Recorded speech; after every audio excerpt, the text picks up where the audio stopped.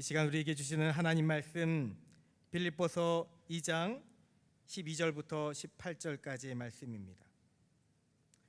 빌립보서 2장 12절부터 18절까지의 말씀, 저와 여러분이 한 절씩 교독하겠습니다. 그러므로 나의 사랑하는 자들아, 너희가 나 있을 때뿐 아니라 더욱 지금 나 없을 때에도 항상 복종하여 두렵고 떨림으로 너희 구원을 이루라. 너희 안에서 행하시는 이는 하나님이시니 자기의 기쁘신 뜻을 위하여 너희에게 소원을 두고 행하게 하시나니 모든 일을 원망과 시비가 없이 하라. 이는 너희가 흠이 없고 순전하여 어그러지고 거스르는 세대 가운데서 하나님의 흠없는 자녀로 세상에서 그들 가운데 빛들로 나타내며 생명의 말씀을 밝혀 나의 다름질이 헛되지 아니하고 수고도 헛되지 아니하므로 그리스도의 날에 내가 자랑할 것이 있게 하려 함이라. 만일 너희 믿음의 재물과 섬김 위에 내가 나를 전제로 드릴지라도 나는 기뻐하고 너희 무리와 함께 기뻐하리니 다 같이 이와 같이 너희도 기뻐하고 나와 함께 기뻐하라. 아멘. 잠시 기도하겠습니다. 사랑과 은혜가 충만하신 하나님 아버지, 감사합니다. 부족한 정을 또 말씀을 전하도록 이 단위에 세워주시니 너무나 감사합니다. 하나님, 특별히 제주도에서 또 속계 집필 모임으로 모임하고 계시는 우리 담임 목사님을 지켜주셔서 돌아오는 발걸음 안전하게 하여 주시옵소서. 영육간에 강건토록 성령 충만케 하여 주시옵소서. 이 시간 또 말씀 전할 때에 우리 심령 가운데 졸지 않고 집중하여 말씀의 은혜에 모두 거하는 우리 모든 성도들 되게 하여 주실 줄 믿으며 우리 주 예수 그리스도의 이름으로 기도드리옵나이다. 아멘. 날씨가 많이 더워졌습니다. 아직 7월 초인데 너무 더운 것 같아요. 너무 더워서 빨리 더위가 가시고 우리 아이들 여름 사역할 때는 조금 시원하라고 빨리 더위가 일찍 온 것 같습니다. 그래서 더위에 지치지 않으시도록 옆에 분과 인사해 보겠습니다. 오늘 하루 더위에 많이 힘드셨죠? 인사해 보세요. 말씀으로 새 힘 얻읍시다. 아멘. 여러분, 오늘 하루 하나님께서 칭찬하실 만큼 그렇게 바른 그리스도인으로 살아가셨습니까?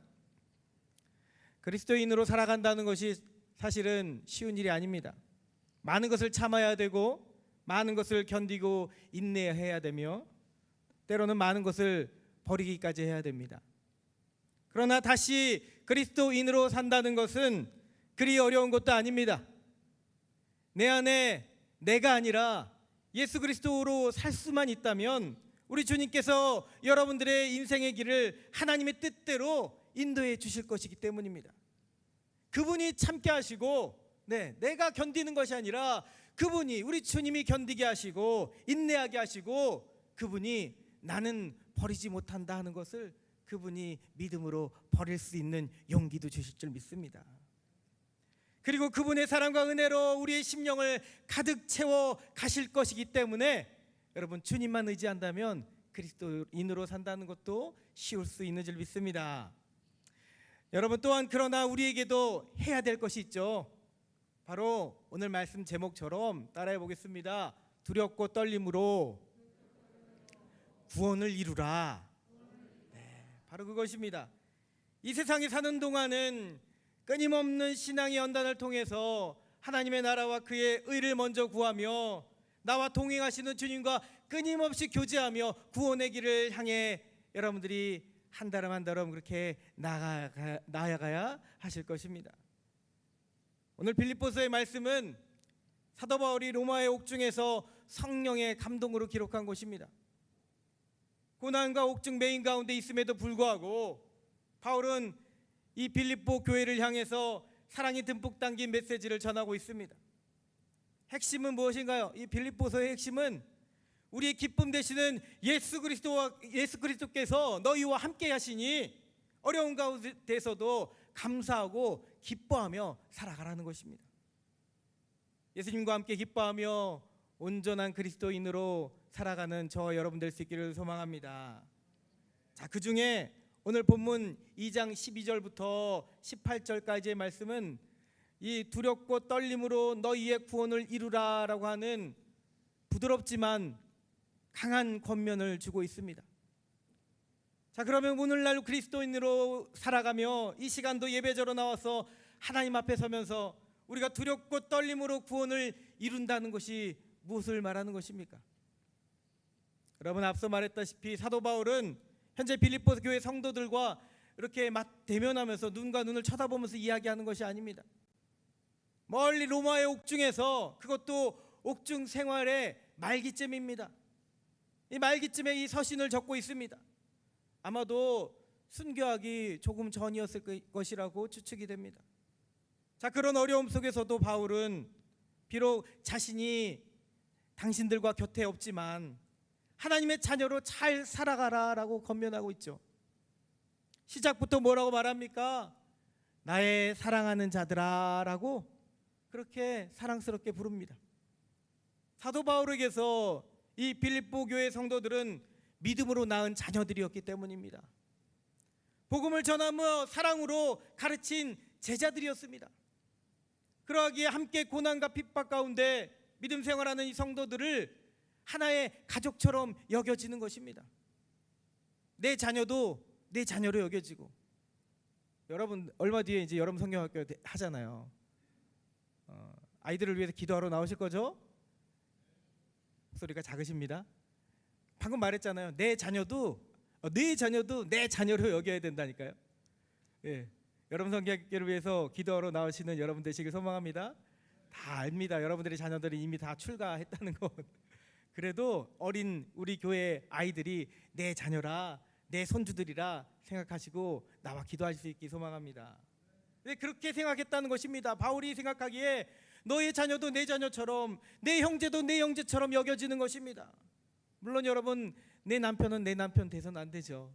내 부인 돼서는 안 됩니다. 그러나 모든 성도가 사랑으로 하나 되어서 그들을 향하는 이 바울의 이 마음은 하나님의 사랑으로 가득한 마음으로 정말 아끼며 그렇게 말을 전하고 있었습니다. 그 사랑을 담아서 이렇게 말합니다. 내가 지금 너희와 함께 있진 않지만 나 없을 때에도 항상 복종하여라 라고 권면합니다. 하나님 앞에 순종하라는 말씀이죠. 어떻게 복종하라는 것입니까? 앞서 빌립보서 2장 5절에서 11절 말씀에 기록되어진 예수 그리스도께서 하나님께 복종하신 것 같이 복종하라는 겁니다. 예수님은 하나님의 본체이신 삼위 하나님 가운데 한 분이시지만 종의 형체를 가지고 사람의 모양으로 이 땅 가운데 오셨습니다. 겸손의 왕으로 하늘에서 땅으로 내려오셔서 사람과 똑같은 모양으로 오셨습니다. 거기서 끝이 아니라 자기를 부인하고 십자가에서 죽기까지 순종하셨다라는 겁니다. 그래, 하나님의 뜻에 대해서 완전한 복종을 이루신 분이십니다. 그래서 사도 바울은 지금 이러한 복종을 이야기하는 것입니다. 예수님 공생의 시절에 늘 하시던 그 말씀, 누가복음 9장 23절의 말씀, 아무든지 나를 따라오려거든 자기를 부인하고 제 십자가를 지고 나를 따를 것이니라, 그 복종을 말하는 것입니다. 여러분들이 이 말씀 가운데 복종할 수 있기를 간절히 소망합니다. 왜 사도 바울이 이렇게 강조하면서 복종을 이야기하고 있습니까? 여러분, 구원을 이룬다는 것, 그것이 결코 쉬운 일이 아니기 때문입니다. 질문 한번 해봅니다. 여러분들은 구원 받았습니까? 여러분들 구원 받으셨습니까? 네, 아멘 하셔야죠. 로마서 10장 13절의 말씀처럼 누구든지 주의 이름을 부르는 자는 구원을 받으리라. 또 10장 9절에서 10절의 말씀처럼 예수님을 나의 주로 시인하고 입으로 시인하고 마음으로 믿으면 구원 받는다고 하였습니다. 여러분, 그러나 이것은 구원의 확신이지 아직 구원의 완성은 아닙니다. 구원의 완성은 우리가 예수님을 다시 만나 그 앞에 설 때 완전히 이루어지게 될 줄 믿습니다. 그래서 구원은 내가 내 입술로 만드는 것이 아니라는 거죠. 여러분들이 나는 믿는다, 예수님 믿는다, 구원의 확신을 가졌을 때에 우리는 구원 받는다 그렇게 믿고 있어요. 말씀대로 그렇게 될 줄 믿습니다. 그러나 이 구원이라는 것은 내가 내 입술로 내 의지로 되는 것이 아니라는 겁니다. 하나님께서 예수 그리스도를 통해서, 예수님을 통해서 우리에게 전적으로 행하시는 하나님의 선물이라는 겁니다. 그러므로 우리가 이 땅에서 사는 날 동안은 끊임없이 주 예수의 이름을 붙들고 성화되어지는 믿음으로 구원의 완성을 위해 십자가의 길을 따라가야 될 줄 믿습니다. 여러분, 예수님처럼 복종하여서 구원을 이루는 것이 결코 사람들의 한마디 말처럼 그렇게 쉽지 않은 것임을 바울은 이렇게 표현하죠. 두렵고 떨림으로. 두렵고 떨린 것. 여러분, 구원을 이룬다는 것은 두렵고 떨리는 것입니다. 그런데 이 표현은 단순히 무서워서 두렵고 떨린다는 것이 아니죠. 하나님의 자녀를 두렵게 하는 영은 성령이 아닙니다. 악한 영이나 우리의 삶 속에서 우리의 영혼을 두렵게 하는 것이죠. 구약 성경 곳곳에서 하나님은 믿음의 조상들에게 직접 두려워하지 말라고 몇 번이나 강조하셨습니다. 그럼에도 불구하고 이 대목에서, 오늘 성경 말씀에서는 두렵고 떨림으로라는 표현은 그러므로 앞서 두려워하지 말라라는 그 표현과 다르게 더 깊은 의미를 담고 있다는 것입니다. 바로 하나님을 경외하라는 것이죠. 경외. 무서워하는 것이 아니라 경외한다는 것. 하나님을 경외한다는 것은 무섭거나 두려운 것이 아닙니다. 모세가 떨기나무 앞에서 하나님을 대면했을 때의 감정을, 바로 그 감정을 이야기하는 것입니다. 하나님이 무서운 것이 아니라 나를 창조하시고 나를 구원하신 전능하신 하나님 앞에서 우리 인간은 언제나 너무나 작은 존재, 죄 많은 존재이기 때문에 경외함으로 두렵고 떨린다라고 표현하는 겁니다. 어렸을 때 담임 목사님, 큰 교회, 저도 큰 교회를, 모교회를 다녔는데 큰 교회 담임 목사님은 왜 이렇게 어려운지, 어린 나이에, 지금도 우리 아이들이 부목사님들은 좀 편하게 대하잖아요. 저도 편하게 대하고, 제 아이가 막 와가지고 막대해서 그런지 몰라도 우리 아동부 애들은 저에게 와서 이렇게 편하게 대하더라고요. 저는 그게 좋은데, 이상하게 저도 어렸을 때 겪었지만 담임 목사님 앞에 가면은 이상하게 마음이 조그매집니다. 괜히 저분 앞에 가면 내 속마음, 숨겨놓던 내 마음을 다 들킬 것만 같고, 내가 잘못했던 것, 내가 죄 지었던 것 왠지 다 아실 것만 같은 그런, 순진했죠. 네, 그런 마음이 있습니다. 여러분들에게 그런 마음 있습니까? 하나님 앞에 경외함으로, 또 하나님이 세우신 사자들 앞에 경외함으로 나아간다는 것이 바로 그런 것입니다. 우리는 천국과 지옥이 우리의 죽음 이후에 존재함을 믿습니다. 그런데 우리는 무서운 지옥에 가기 싫어서 천국에 가려고 하는 것이 아닙니다. 하나님이 계신 그곳, 하나님을 만날 수 있는 그곳, 우리를 사랑하시는 주님을 만나고 싶어서 천국에 가고자 하는 것입니다. 여러분 모두 후자가 될 수 있길 소망합니다. 다시 말해, 우리는 하나님의 말을 안 들으면 죽임을 당할까, 지옥에 떨어질까 봐 두렵고 떨리는 것이 아니라 전능하신 하나님, 구원의 그 하나님이 내 앞에 계심에 사랑하고 존경하면서도 우리의 죄인됨으로 인한 어떤 이 회개심이 복합적으로 작용하는 그러한 경외함으로 두렵고 떨려야 된다는 것입니다. 이 사도 바울은 바로 이러한 하나님의 경외, 하나님에 대한 경외에 두렵고 떨림으로 구원을 이루라라고 말합니다. 자, 그 이유가 바로 13절을 통해서 나타납니다. 우리가 하나님 경외함에 두렵고 떨림으로 구원을 이루어야 하는 것은 그 구원의 주체가 곧 우리 자신이 아니라, 내 입술이 아니라 하나님이시기 때문입니다. 너희 안에서 행하시는 이는 하나님이시니. 아멘. 구원을 이루라고 했다고 우리가 뭘 했다고 해서, 우리가 무엇을 해서 이루어지는 것이 아니라는 거죠.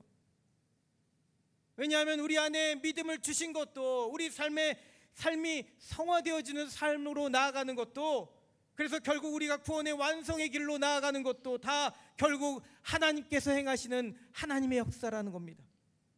그러므로 우리의 역할을 하나님이 나의 구원을 이루시도록 그분을 경외하며 우리의 삶을 드리는 것입니다. 여러분, 이것은 은혜입니다. 이것이 바로 우리가 그 수많은 율법을 다 지키지 않았을지라도, 선하지 못함에도 여전히 쓴뿌리에 남은 죄악들이 우리 마음 가운데, 심령 가운데 아직도 가득히 남아 있을지라도 우리가 주 예수님 그 이름 때문에 구원받을 수 있는 이유입니다. 하나님이 그렇게 행하시기 때문입니다. 여러분, 하나님께서 하나님의 기쁘신 뜻을 위해 우리에게 소원을 두고 행하게 하십니다. 할렐루야. 여러분, 하나님의 뜻이 무엇입니까? 베드로후서 3장 9절의 말씀처럼 아무도 멸망하지 아니하고 다 회개하기에 이르기를 원하노라. 그분이 바로 우리 하나님이십니다. 디모데전서 2장 4절의 말씀처럼 하나님은 모든 사람이 구원을 받으며 진리를 아는 데에 이르기를 원하시느니라.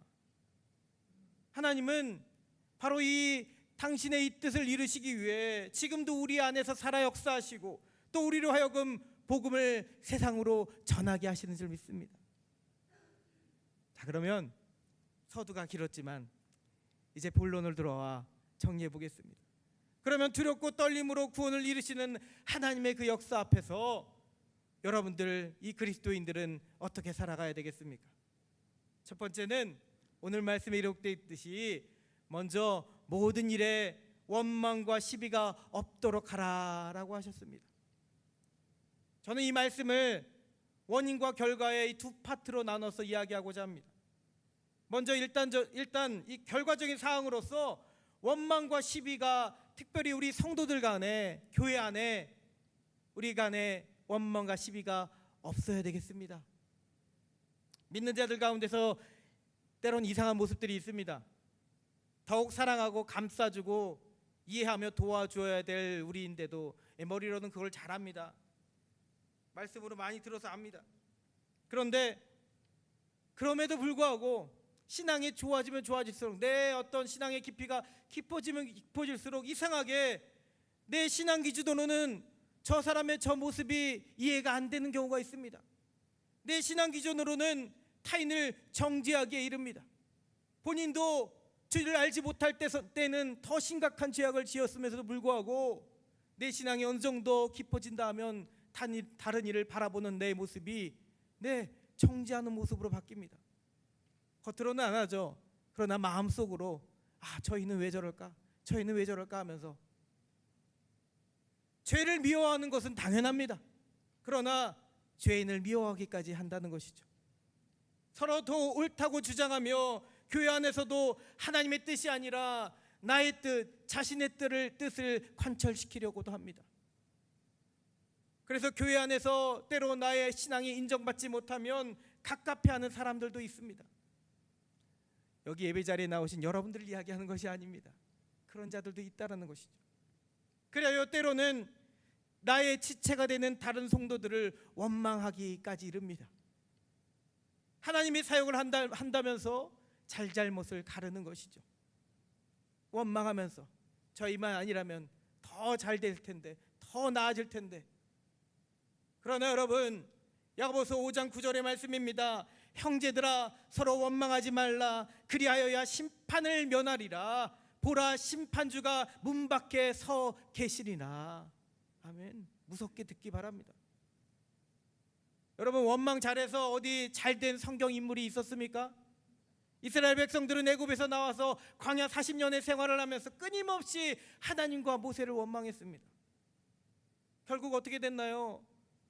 하나님이 약속하신 가나안 땅 앞에서도 정탐꾼을 보냈을 때 돌아온 10명의 이야기를 들으며 2명의 이야기를 듣지 않으며 그들의 말만 듣고 불평을 하기 시작합니다.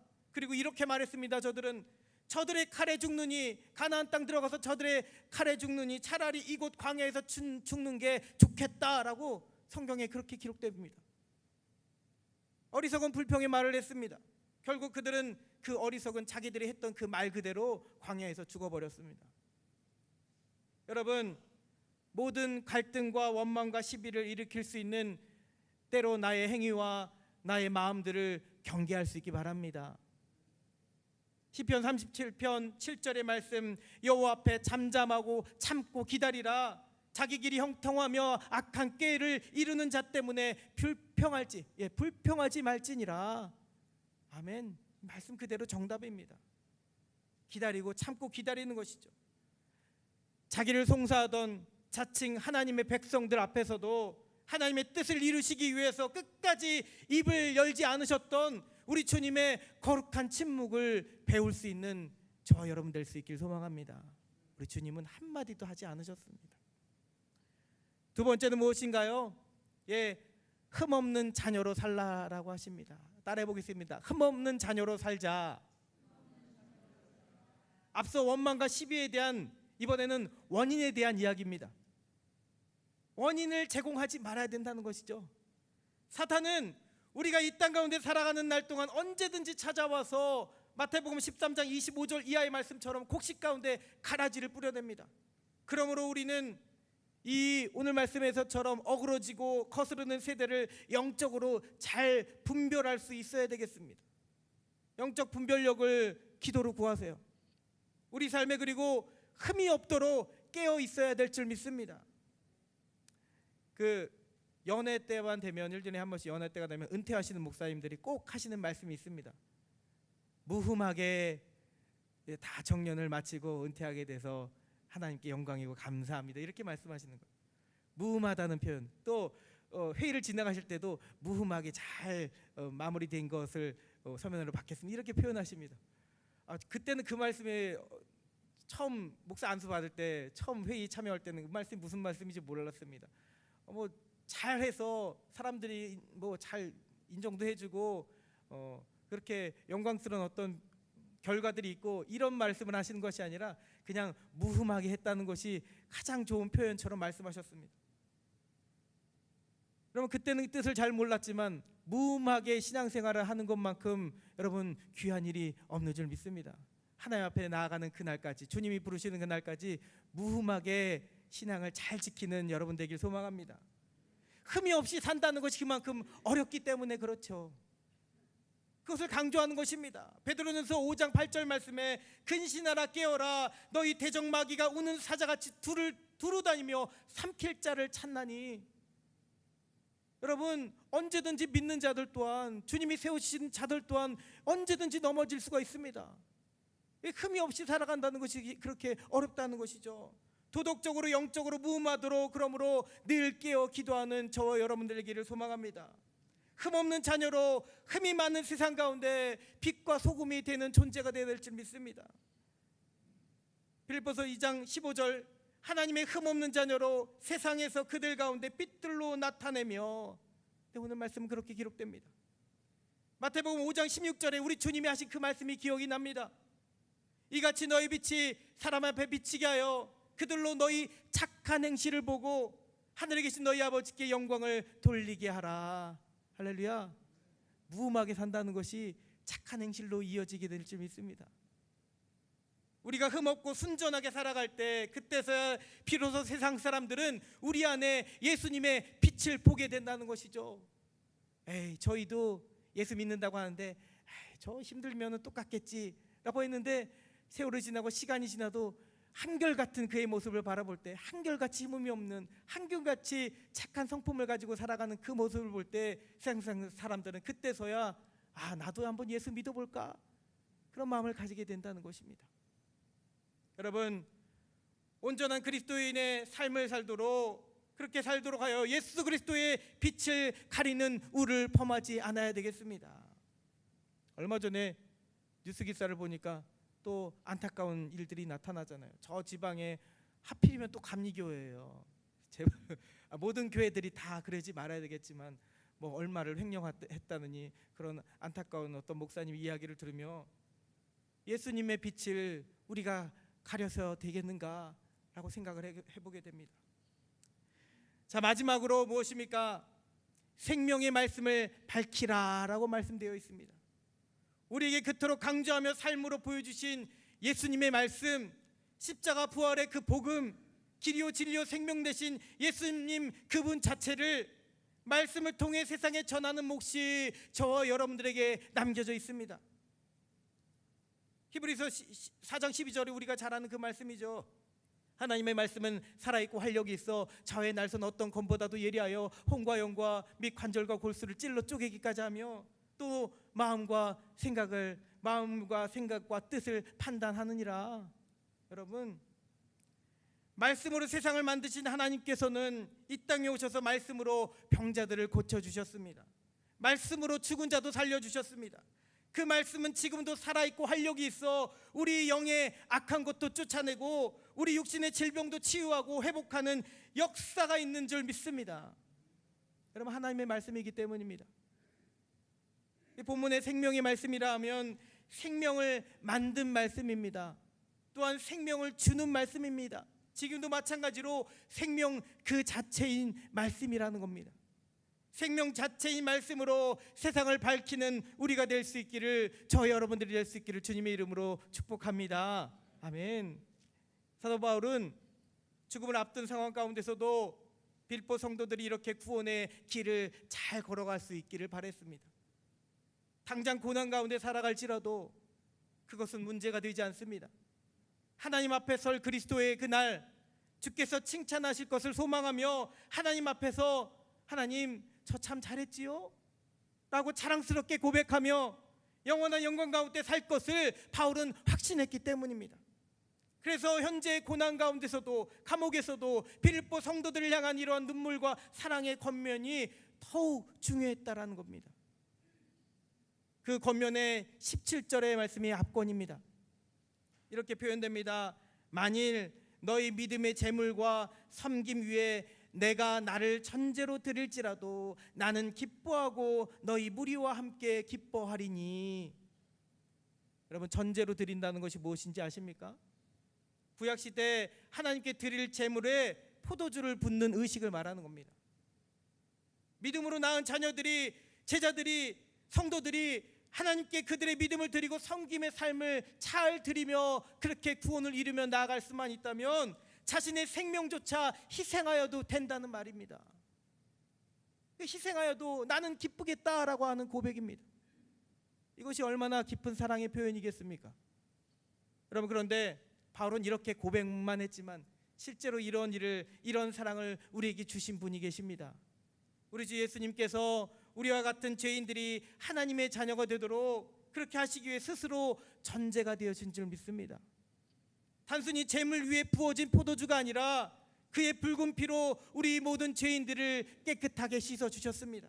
그리고 부활하셔서 지금도 살아계신 주님께서는 지금 바쁜 삶 가운데서도 예배드리러 나온 우리들 가운데 우리로 인해 오늘도 갈등하고 있지만 세상과 타협하지 않으며 끝까지 인내하며 이 믿음을 지켜가고 있는 우리로 인해 지금도 기뻐하고 계신 줄 믿습니다. 그래서 이 바울의 표현은 곧 우리 주님이 우리에게 하시는 말씀인 것입니다. 빌립보서 2장 17절과 18절의 말씀이 그래서 이제는 바울이 했던 바울의 목소리가 아니라 우리 예수 그리스도의 목소리로 읽혀질 수 있길 소망합니다. 이렇게 주님은 말씀하십니다. 내가 너를 위해 천재로 나를 드렸느니라. 그런데 나는 지금 너무 기쁘단다. 내가 지금 고난 가운데 믿음 지키고 있는 것이 너무 기쁘고 환난 중에 말씀 붙들고 또 눈물로 기도하고 있는 내 모습이 나는 지금 너무 기쁘단다. 너희도 나처럼 기뻐하며 살았으면 좋겠구나 라고 하는 주님의 음성이 말씀을 통해 들려줄 수 있기를 소망합니다. 자, 그러면 이제 돌아와 본문 말씀 12절의 말씀은 사도 바울의 음성이 아닌 우리 주님의 음성으로 다시 들립니다. 그러므로 우리 12절의 말씀을 읽어보겠습니다. 시작. 그러므로 나의 사랑하는 자들아, 너희가 나 있을 때뿐 아니라 더욱 지금 나 없을 때에도 항상 복종하여 두렵고 떨림으로 너희 구원을 이루라. 아멘. 예수님의 말씀으로 듣기 소망합니다. 말씀을 맺습니다. 지금도 살아 역사하시는 우리 주님은 여러분이 하나님을 경외함으로 두렵고 떨림으로 구원을 이루어 가기를 소망하십니다. 하나님께서 행하시는 구원입니다. 그것을 위해 우리들의 모든 삶과 사역 가운데 원망과 시비가 없이 하여야 되겠습니다. 또한 흠이 없는 자녀로 이 세상 가운데 빛과 소금의 역할을 온전히 감당해야 되겠습니다. 그리고 생명의 말씀을 밝히 전하며 사도 바울의 죽음 앞에서 그 사도 바울도 기뻐했듯이 죽음을 이기신 예수님께서도 기뻐하셨듯이 지금 기쁨으로 삶을 드리는 저 여러분 되기를 주님의 이름으로 축복합니다. 아멘. 우리 시간 함께 잠시 말씀 붙들고 기도하기를 원합니다. 이렇게 기도했으면 좋겠습니다.